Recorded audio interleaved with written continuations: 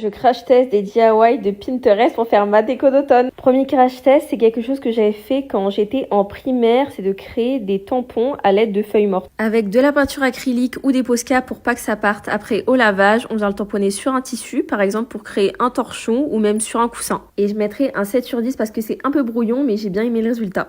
Ensuite, les dégâts arrivent, des pose-clés en argile autodurcissante. En soi, c'était simple à faire, mais je pense qu'en fait, il faut que l'argile soit très épaisse pour que ça tienne après au séchage, car moi, ça n'a pas tenu. Donc pour ma part, je donnerai un 4 sur 10, car finalement, le résultat escompté, c'est vraiment pas le résultat qu'on aura à la fin. Les dégâts continuent avec ce troisième crash test, le fait de coller des feuilles sur une bougie grâce à un fer à repasser. La cire dégoulinait de partout et ça ne servait même pas vraiment à coller les feuilles.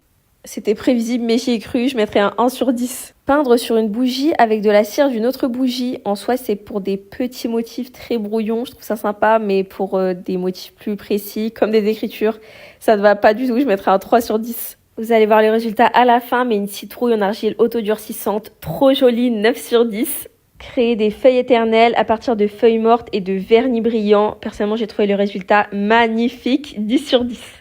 Créer des sortes de feuilles, fleurs en papier mâché. En soi, c'était assez simple et le résultat peut-être un petit peu trop brouillon, mais quand même sympa. Je mettrai la note de 6 sur 10. C'était tout pour mes crash tests DIY d'automne. Dis-moi ce que tu en as pensé en commentaire.